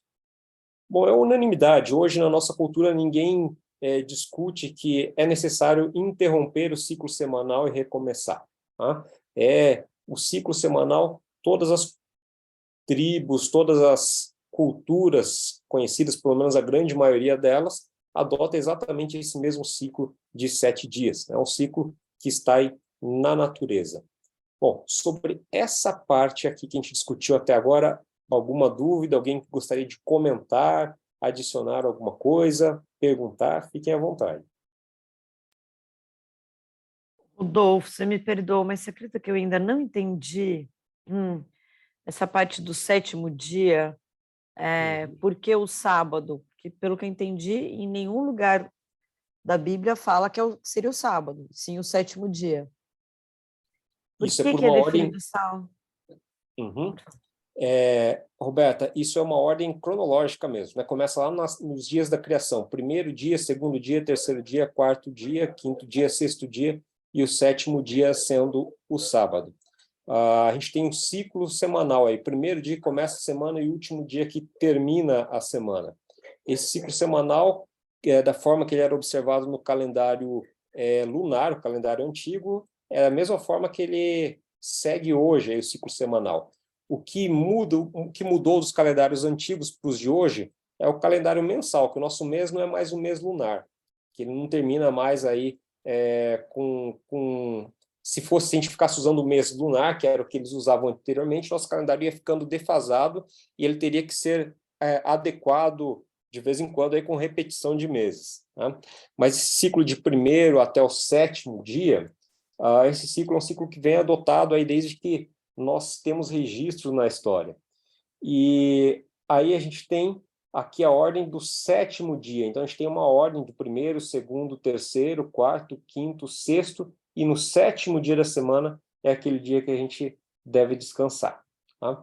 Bom, os judeus continuaram observando exatamente essa sequência durante toda a sua história, aí, desde de que receberam os 10 mandamentos até os dias de hoje. E eles têm aí o Shabat como sendo o 7º dia da semana, que coincide com o sábado na nossa língua portuguesa, coincide aí com Saturday no inglês, e assim por diante. Roberto, então isso daqui é só uma questão ali de ordem cronológica mesmo. O 7º dia, aqui no mandamento, é explicitado exatamente o 7º dia da semana, então o 7º dia do ciclo semanal. Joia. Certo? Essa semana eu estava estudando com o Tomás, ele tinha prova, e eu fui tirar o ponto dele. E aí foi justamente estar falando o ponto. Eu falei, nossa, foi uma aula para mim. Eu falei, filho, gostei muito da sua aula de ciência. Estava falando sobre os calendários, né? Estava falando que nunca foi, a semana nunca mudou. E sempre foi a mesma em todos os povos, os relatos históricos, todos falam dessa maneira. E aí fala só do calendário mesmo, que era lunar e mudou para o solar, né? Ou que a gente mudou depois que Jesus nasceu, a gente foi para o gregoriano, a contagem diferente. Mas a questão da semana nunca mudou. Então, eu tive uma aula de calendários e todas as coisas essa semana estudando o ponto do Tomás. Foi bem nesse sentido que você falou.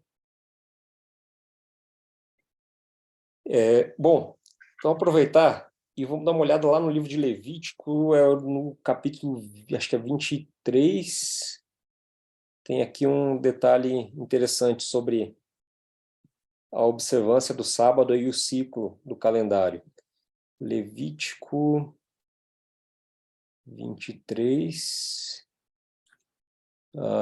Aqui em Levítico a gente tem de novo, o livro de Levítico inteiro ele é dado a fixar leis, são mandamentos de Deus. Qual a diferença entre esses mandamentos, os diversos mandamentos que aparecem nos livros de Moisés e aqueles 10 mandamentos lá? Bom, essas leis que aparecem aqui, a grande maioria delas no livro de Levítico são leis específicas da nação de Israel. Então, era uma nação, era um país, e esse país precisava ter leis. E aqui Deus deu diversas leis que se aplicam a isso. E Deus deu leis também acerca de saúde, diversas leis. Por que se Deus deu tantas leis, por que nós adotamos ali os 10 mandamentos e não adotamos o restante das leis? Bom, porque diversas leis simplesmente não fazem sentido para nós, faziam sentido para o povo de Israel, tá? Mas para nós elas não fazem sentido. Afinal de contas, nós não estamos ali naquele país. E são leis para serem aplicadas àquele país. Outras leis a gente chama de leis cerimoniais. Então, eram leis civis do povo de Israel. Outras são o que a gente chama de leis cerimoniais. E aí, a gente chama os 10 mandamentos ali de lei moral. É meio difícil esse negócio de separar o que é lei moral, o que é lei cerimonial. Porque a lei de Deus é a lei de Deus. Tá? Bom, o que a gente vai entender aqui como sendo leis cerimoniais? São leis acerca de cerimônias que eram cumpridas pelo povo de Israel, e essas cerimônias, a gente vai estudar aí com o Fábio, provavelmente, talvez no próximo estudo, elas começam com a instituição do tabernáculo, quando Deus pede que seja feito um santuário. E esse santuário de Deus, esse santuário ali para o povo de Israel, para que ele possa habitar no meio deles, ele já começa com diversas cerimônias que são feitas, e essas cerimônias elas vão apontar para um sacrifício, que é o sacrifício de Jesus por nós. Então, essas são o que a gente chama de leis cerimoniais. Então, aqui são falados sobre diversas coisas, inclusive no verso 3, fala aqui, 6 dias trabalhareis, mas o 7º dia será o sábado do descanso, solene, santa convocação, nenhuma obra fareis. É o sábado do Senhor em todas as vossas moradas. Eu vou continuar aqui agora mais para frente nesse capítulo, lá depois do 30, aqui fala bastante sobre como que deveria ser punido quem transgredisse o sábado, transgredisse outras leis. Aí, no 32, sábado, descanso solene vos será, então afligireis a vossa alma aos 9 do mês, de uma tarde a outra tarde celebrar. Aqui. Aqui nós temos, de uma tarde a outra tarde celebrareis o vosso sábado. E lá em Gênesis, quando nós temos a criação, a gente tinha houve tarde e manhã o primeiro sábado, houve tarde e manhã o segundo sábado. Desculpa, o primeiro sábado, o primeiro dia. Houve tarde e manhã o segundo dia. Tá? Ou seja, na cultura hebraica ali, o dia era contado primeiro com a tarde, segundo com a manhã, ou seja, começa num pôr do sol e termina no outro pôr do sol, de pôr do sol a pôr do sol. Tá? Nós temos versões que, ao invés de uma tarde, vai estar escrito aqui de um pôr do sol a outro pôr do sol, celebrareis o sábado. Então, aqui a gente tem qual que é o intervalo ali, né? De um pôr do sol a outro pôr do sol.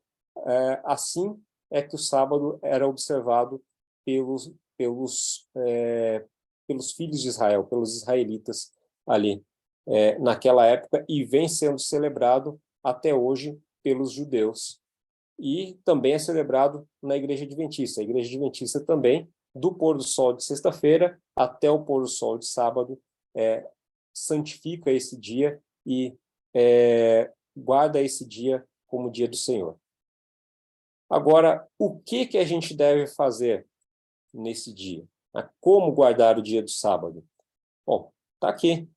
Não farás nenhum trabalho, nem tu, nem o teu filho, nem a tua filha, nem o teu servo, nem a tua serva, nem o teu animal, nem o forasteiro das tuas portas para dentro. Bom, aqui a gente tem trabalho, né? Agora, o que a gente vai entender ali por trabalho? O que pode ser feito, o que não pode ser feito no sábado? E a gente tem a grande autoridade para se interpretar o Antigo Testamento. Quem melhor para interpretar a palavra de Deus do que o próprio Deus? Então, nós temos Deus quando ele esteve aqui entre nós na pessoa de Cristo. E Jesus ele discutiu sobre isso, né? Sobre como deveria ser guardado o sábado. E perguntaram, aliás, chamaram a atenção sobre ações que estavam sendo feitas no sábado, e Jesus ele faz a seguinte pergunta: o que é lícito fazer ao sábado? E ele termina afirmando que é lícito fazer o bem ao sábado. Então, o sábado não é não fazer nada, o sábado é um dia de se fazer o bem. Tá? O sábado é o dia de não fazer aquele meu trabalho, as minhas obras em prol de mim mesmo, mas é um dia de se fazer o bem. O sábado é para ser um dia agradável. Nós sabemos que nós não devemos ter nem ninguém da nossa família, ou seja, ninguém das nossas portas para dentro, nem o teu servo, nem a tua serva. Significa que, da mesma forma que eu vou tirar aquele dia ali para descansar, para repousar do meu trabalho, eu tenho que garantir esse direito às outras pessoas que estão dentro da minha casa e também aos meus empregados, aquelas pessoas que eu pago para me fazer algum trabalho. Então, é o dia que eu devo conceder esse direito a eles também. Da mesma forma que eu estou tomando esse dia para descansar, eu tenho que trabalhar de forma que todos com os quais eu tenho contato, todos de quem eu dependa, também possam descansar nesse dia. Mas os serviços essenciais, o que vai acontecer com os serviços essenciais? Bom, a gente deve fazer tudo o que é necessário para a sobrevivência. O ciclo da vida, ele existe no sábado também. E existem serviços que devem ser feitos até como um ato de bondade para que essa vida possa continuar. Então, por exemplo, eu posso atender uma pessoa doente, eu posso ajudar alguém que está precisando de ajuda. Eu não só posso, como eu devo fazer isso ao sábado. Tá? O que eu devo me abster é daquele meu trabalho, daquelas minhas obras que eu faço para mim mesmo. Ou seja, tudo aquilo que eu vou fazer ali que não é só para a minha sobrevivência, que não é essencial para a minha sobrevivência nesse dia, mas é o trabalho que eu faço no dia a dia e que eu posso agora tranquilamente não fazer aquele trabalho e colocar Deus em primeiro lugar, ou seja, posso dedicar esses dias a me lembrar da criação de Deus. É um dia excelente para que você passe em meio à natureza, para que você aproveite aí a natureza que nos remete à criação, diretamente à criação, ou seja, observar as obras de Deus durante esse dia. Tá? Muito bem, perguntas, dúvidas? Alguém gostaria de acrescentar alguma coisa? Acho que eu queria só pontuar, Rodolfo, já que ninguém falou nada. A questão do quarto mandamento, assim, até agora, né, acho que a gente estudar os mandamentos, eu não sei qual está sendo o sentimento de vocês, porque, assim, é uma mudança total de tudo que a gente é construído, né? A gente é construído com uma visão de que Deus, ele não é o centro da minha vida, ele é uma pessoa que me ajuda a continuar sendo eu o centro da minha vida. Hoje essa é a lógica, né? Então, assim, eu continuo sendo a pessoa que responde por mim mesmo, eu que tenho os meus desejos, eu que vou, eu que faço, eu que viajo, eu que compro, e Deus não é o centro da minha vida, né? Tanto é que se fosse o centro da nossa vida, a gente estaria conversando com ele para tomar as decisões, acordaria falando com ele, a gente nem comunhão tem, porque o mundo é construído para que a gente viva em prol da gente mesmo. Quando a gente fala de não ter, né, ou fazer imagem de escultura, falando dos nossos deuses, a gente é cheio de Deus, né? A gente é cheio de o dinheiro, a confiança no dinheiro, no que eu posso comprar. Quando eu não tenho dinheiro, então significa que eu vou morrer, que esse mundo está perdido. Outros deuses mesmo que eu tenho, bebida, videogame, pornografia, são tudo aquilo que eu coloco como insubstituível, né? Aí depois vem o terceiro mandamento que fala de viver o caráter de Deus na nossa vida. E o quanto a gente é imoral, o quanto que a gente às vezes fala uma coisa, age de outra forma. Então, assim, como não é conectado também hoje com a questão assim de que você tem que se submeter à vontade de um Deus. Hoje a gente só se submete à nossa vontade, aos nossos desejos. E aí vem o quarto mandamento, que é tipo sinal. A Bíblia sempre vai tratar o sábado como sinal. Então, no primeiro é colocar Deus no centro da nossa vida e não a gente. Depois, não fazer imagem de escultura. Depois, não falar tomar o caráter dele, né, o nome dele em vão, que é um convite do tipo, vamos caminhar? Né? Então, eu sou o centro da sua vida, não me reduza, vamos caminhar comigo. E aí ele faz o quarto mandamento. Esse é o sinal. Esse é o acordo que a gente vai dizer que você é meu e eu sou seu. Né? É o sinal, a aliança, né? A aliança do dedo. Eu peguei aqui, não é aqui. A aliança do dedo. É o sinal, é o sábado. O sábado sempre vai ser tratado na Bíblia como um sinal, né? Entre eu e você. Essa dependência de confiança. E a Bíblia sempre vai falar do descanso. Eu só estou pontuando aqui porque são loops que acontecem muito na Bíblia. É sempre Deus convidando a gente para descansar. Porque a gente é cansado por natureza na Bíblia. Por que a gente é cansado? Porque a gente fica rodando em prol do nosso umbigo e dos nossos desejos, da natureza humana. Né? Então a gente é sobrecarregado, a gente sempre fica em prol dos nossos desejos. Esse é um jeito, o sábado é um jeito, no tempo que Deus criou para calibrar a nossa percepção e dizer assim, acorda, é o seguinte, você não controla nada, você depende de mim, você mora no meu planeta, eu que criei em 6 dias, lembra? Eu que dei a luz, você respira por causa disso, você mora aqui nesse pedacinho de terra, a terra é minha. Então, assim, você tem saúde, é um lembrete de quem é ele. Ele é o Criador, e você é criatura. E de lembrar que a gente não controla nada nesse mundo aqui, que a gente depende dele para viver. A gente acha, Eu estou falando isso para vocês, eu ainda estou nessa caminhada, viu? Estamos juntos. Mas a gente acha que a gente controla, mas a gente não controla. E ele fala assim, descansa.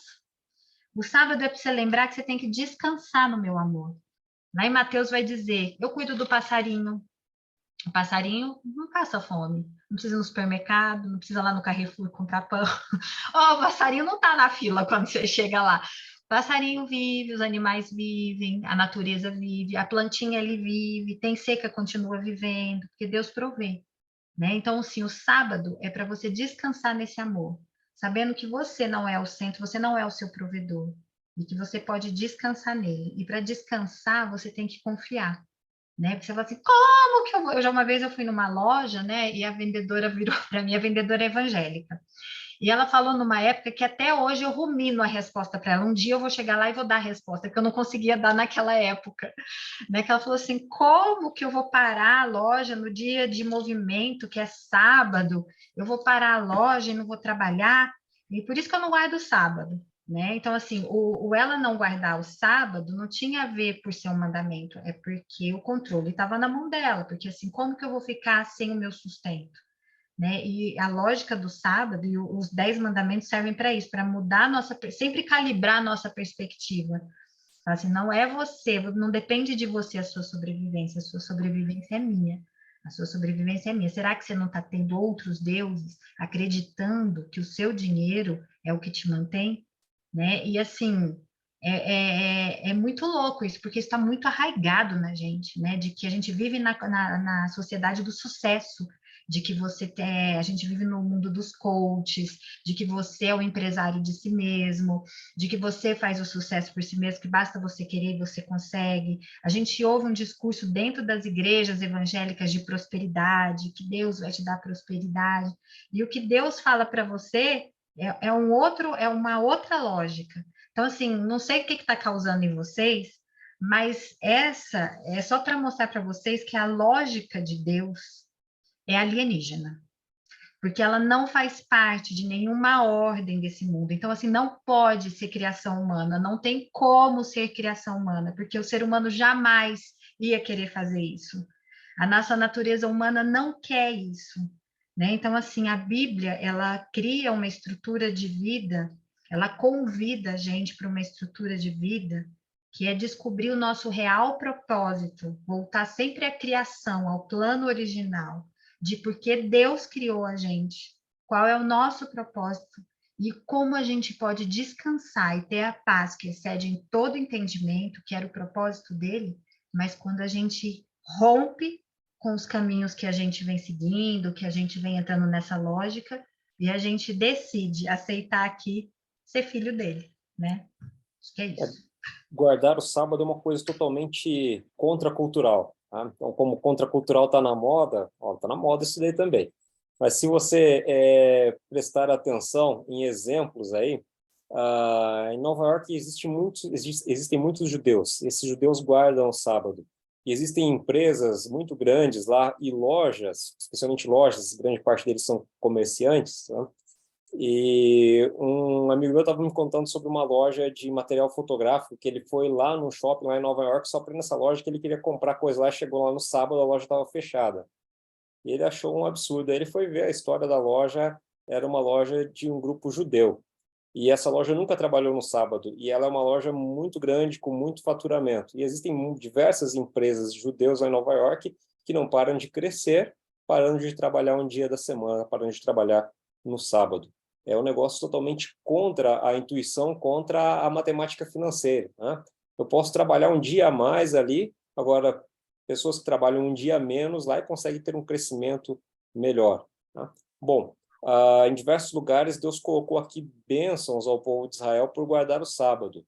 E parece que essas bênçãos a gente observa no povo de Israel, se a gente observa nos judeus, mesmo fora do cristianismo, mesmo não adotando a Cristo, mas eles ainda recebem as bênçãos ali por guardar o sábado, por tirar um dia da semana.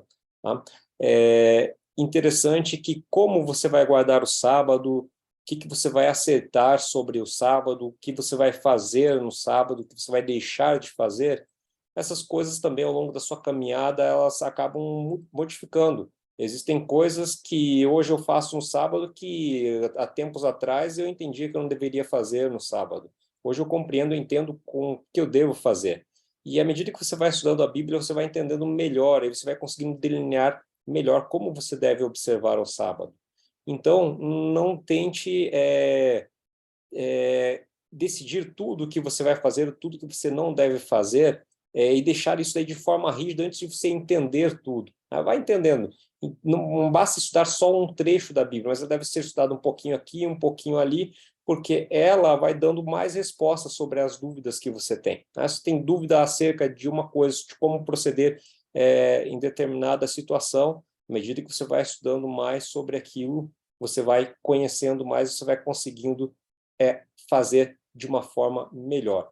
Interessante, então, que todos esses 4 mandamentos que a gente viu até agora, que eles falam de como proceder para com Deus. E é isso que, na nossa caminhada ali, né, eu falei agora aqui sobre o 4º mandamento, mas não é só sobre o 4º mandamento que eu queria dizer. Mas em relação a esses 4 mandamentos, quanto mais a gente vai estudando, mais a gente vai compreendendo, melhor a gente vai podendo observar isso.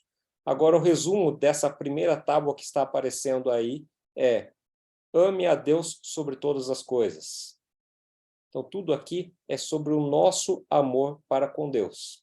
E agora, quando você olha para outra tábua, você vai observar, só pelo resumo que nós temos ali, que nada disso diz respeito diretamente com Deus, mas sim com a nossa sociedade. A honra ao pai e mãe. Então, na nossa família ali, pai e mãe. Não matarás. Esse não matarás aí é uma coisa interessante também. Deus, por diversas vezes, ele ordenou morte, ou até nós vimos lá no livro de Êxodos, a ação de Deus matando os primogênitos, e aqui na lei nós temos não matarás. Tá? Bom, a gente depois vai estudar em mais detalhes esse mandamento também, mas aqui também é para com o nosso semelhante, com os outros seres vivos. Não adulterarás, não furtarás, não dirás falso testemunho, não cobiçarás. Aqui tudo está relacionado ao próximo. Então, se na primeira parte eu tenho ali amarás a Deus, amor a Deus, na segunda parte eu tenho amarás o seu próximo, amor ao próximo. Então, tudo isso daqui se resume em 2. Amar ao Senhor teu Deus sobre todas as coisas e amar ao próximo como a ti mesmo. E isso aí o próprio Jesus também resume isso dessa forma lá no Novo Testamento. E quando nós estivermos estudando a Jesus, a gente vai ver isso daí em detalhes também.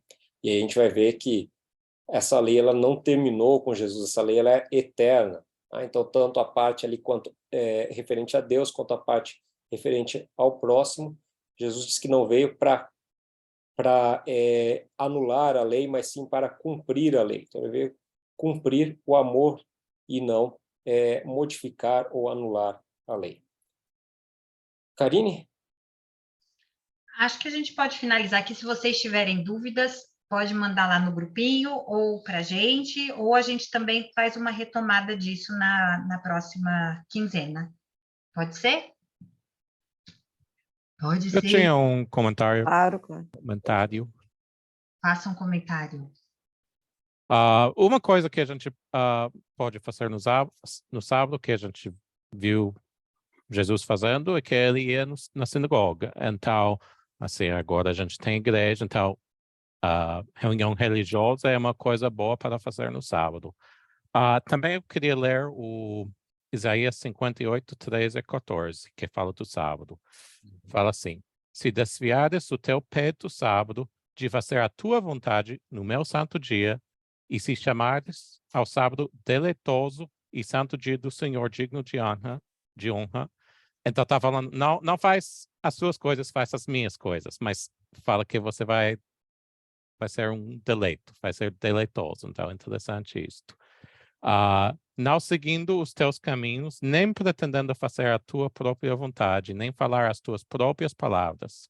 Então te deleitarás no Senhor e te farei cavalgar sobre as alturas da terra e te sustentarei com a herança de Jacó, teu pai, porque a boca do Senhor o diz.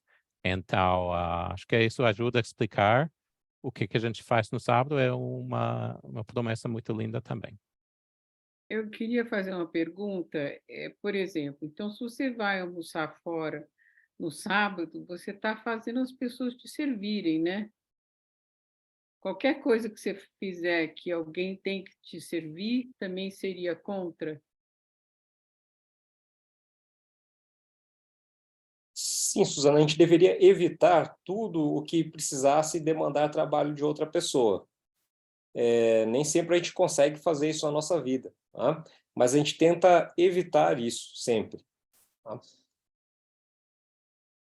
E também não precisa respeitar como os judeus, né? Começa no pôr do sol, na sexta-feira, e termina no pôr do sol no sábado.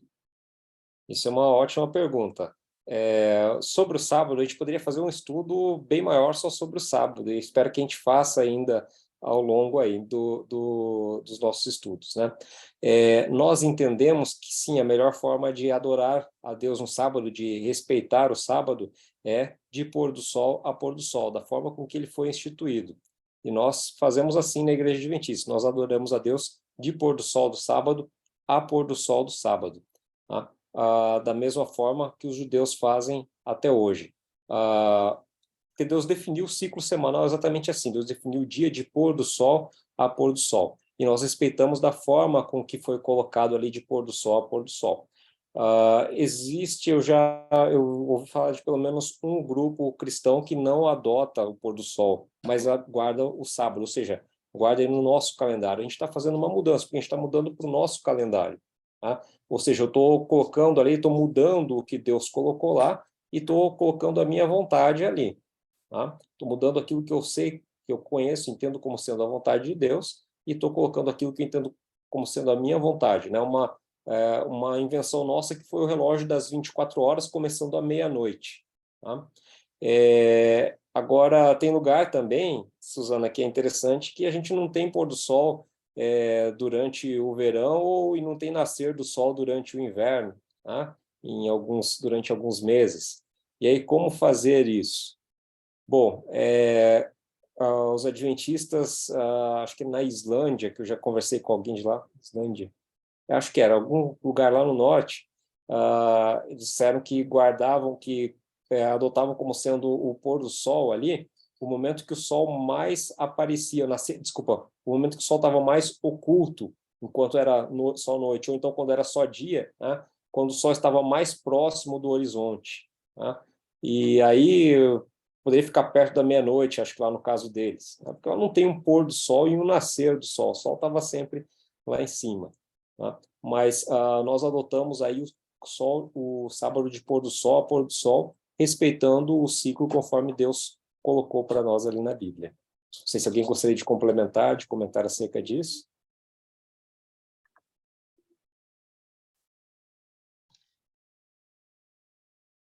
Acho que não. Falando do jeito que os judeus guardam, o tempo a gente faz de pôr do sol em pôr do sol. Alguns judeus têm regras, e tinha na época de Jesus regras que a gente não segue. E eles ligaram com Jesus porque ele estava curando as pessoas. E isto eles estavam falando que está trabalhando no sábado. Ou ele curou uma pessoa e mandou, pega tua cama e vai. E eles falaram, pegar a cama, trazer a cama é trabalho. Então, se tem judeus assim muito rígidos, que tem muitas regras, a gente não precisa seguir todas as regras, não. E a gente vê que Jesus ajudou eles a entender isso melhor. Isso, muito bem colocado. Eles possuíam regras até sobre o peso que você podia carregar. Então, você tinha que tomar cuidado com aquilo que ia no seu bolso, porque você podia estar trabalhando no sábado, você podia estar carregando mais peso do que era considerado permitido para não ser um trabalho, para não ser uma obra durante o sábado. Né? E esse tipo de coisa Jesus mostrou, ele deixa bem claro que não era a forma de se observar o sábado. E acho que concordo com você, Rodolfo, para a gente finalizar aqui, que acho que já passou. Acho que o sábado merece um estudo depois. Aqui a gente passou, né, por cima o sábado, mas a Bíblia é cheia de comentários a respeito do sábado. né? Então, de como deve ser, de como que Jesus deixou para a gente. E ele não é um peso, né? Ele não é para ser pesado, ele é para ser descanso, ele é para ser deleitoso, né? E a gente acaba, às vezes, entendendo o sábado como sendo uma coisa de limite, de castração, e na verdade não é esse o plano original, é uma festa. Jesus é festeiro, então Deus é festeiro, ele gosta que você descanse com ele e que você curta com ele o relacionamento de vocês. Né? Vocês vão ver que a Bíblia é cheia de churrasco, tanta coisa assim de comer junto, de celebrar junto, e o sábado é isso. E para quem foi, eu fui em Israel, e o sábado lá, apesar deles serem cheios de regras e entender essas regras, depois eu explico para vocês, porque eles começaram a surgir num contexto muito específico, depois que os judeus foram capturados por Babilônia. Então, eles tentaram, depois de Babilônia, ficarem os perfeitinhos de Jesus, sabe? E esse zelo ao extremo levou eles a perderem a dose e ficarem cheios dessas regrinhas. Então, quando eu fiquei em Israel, no sábado, o elevador parava de andar em andar. Eu estava num hotel que tinha 12 andares. Eu tive que descer de andar em andar, porque ele fica programado, porque você não pode apertar o botão, porque apertar o botão é trabalho, entendeu? Então, assim, tem umas neuroses, assim. Mas, ao mesmo tempo, na hora que eu cheguei, na sexta-feira de pôr do sol, a gente comemorou o sábado no Muro das Lamentações. Quando eu entrei lá, aí a gente viu a comemoração, o Tiago só chorava, porque eu vou usar essa energia, mas pra vocês entenderem, captarem esse o contexto, é uma energia de adoração, e é uma sensação, assim, tão incrível que eu não consigo descrever para vocês, não consigo. Eu só sei, assim, eu lembro de uma cena que eles estavam cantando, e eles dançam cantando, abraçados. E qualquer pessoa que chegava, eles colocavam na roda. Eles colocaram o Tiago no meio da roda, que é um estrangeiro, uma pessoa que não tem nada a ver. Viram que estava fora da roda, puxaram o Tiago, e quando eu vi, o Tiago parecia um judeuzinho dançando, indo para lá e para cá dançando. Entrou na vibe do negócio lá, porque é uma celebração. Eles comemoram a entrada do sábado como se fosse uma festa. Não é um peso, é uma festa, porque é o dia em que eles vão encontrar o Salvador. Então, só de falar eu fico extremamente arrepiada, porque é indescritível dizer para vocês a amostra suave que eu tive do que talvez seria um sábado que Deus gostaria que a gente fosse deleitoso junto com Ele. Vamos orar, pessoal, depois desse momento?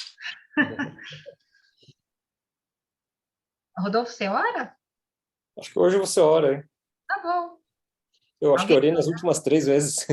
É verdade, coitado. Eu vou orar, então. Querido Deus, muito obrigado por esse estudo. Eu te peço, Senhor, que envie o seu Espírito Santo para nos ajudar a entender de forma adequada os teus mandamentos, a tua lei moral, o teu caráter, Senhor Deus. Sabemos que isso é completamente fora da lógica desse mundo, e nos ajude a entender de acordo com a tua vontade, de acordo com o que você deseja colocar no nosso coração. Nós sabemos que você é um Deus amoroso, que nós somos teus, queremos ser seus filhos, queremos ser chamados pelo teu nome. Entregamos as nossas vidas hoje aqui em tuas mãos, pedindo que você opere em nós todas as mudanças necessárias, supra as nossas necessidades que você conhece bem, até as que a gente não conhece. Por favor, supra as nossas necessidades para que possamos entender o seu amor, que é grandioso por nós, e que possamos estar cada dia mais perto de ti e entender esse amor que nos constrange. É o que pedimos e agradecemos em nome de Jesus. Amém. Amém. Amém. Gente, muito obrigada. Demorou um pouquinho mais, mas acho que valeu para vocês entenderem um pouquinho mais do contexto aí. Sempre. Obrigada a vocês. Boa noite, todo mundo. Boa noite. Obrigada. Viu? Tchau, tchau. Boa noite, pessoal.